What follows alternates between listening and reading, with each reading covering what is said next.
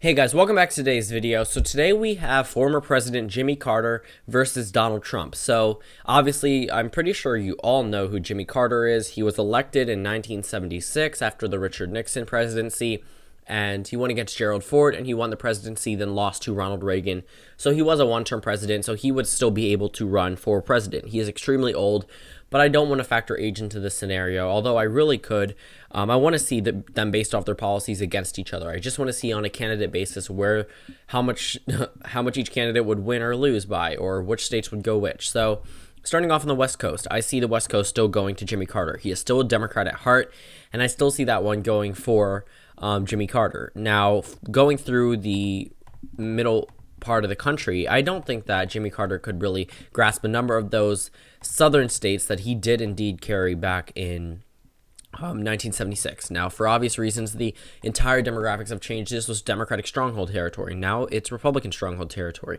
But the state of Georgia is where he's from, so we'll talk about that one in just a moment.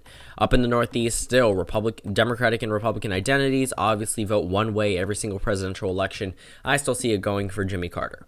Now, the state of Virginia, I see that one going for Jimmy Carter, narrowly, but I don't think that Jimmy Carter will carry North Carolina. I think that one will go to the Trump campaign. Also in Ohio and Iowa, I see that one going for Donald Trump because I think he could better appeal to these type of voters. I don't think Jimmy Carter would do that well at appealing to white working class voters, although he may fit somewhat of a profile for it. I still think that Trump is way more outspoken than Jimmy Carter and could definitely get people out to vote better than he could.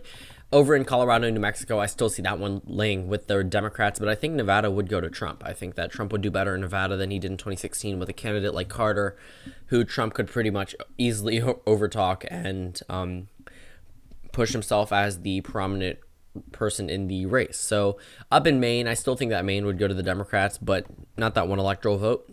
Still think Trump would get it.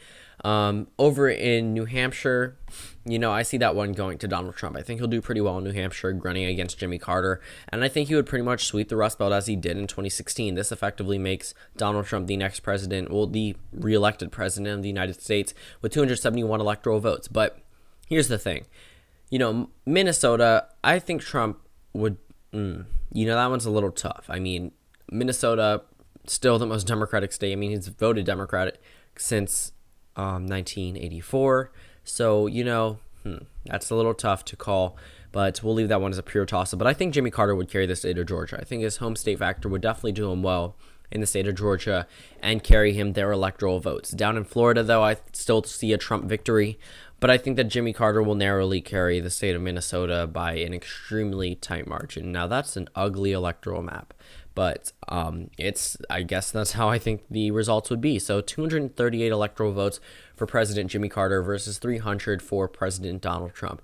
Thank you guys for watching this video, and I'll see you all later today.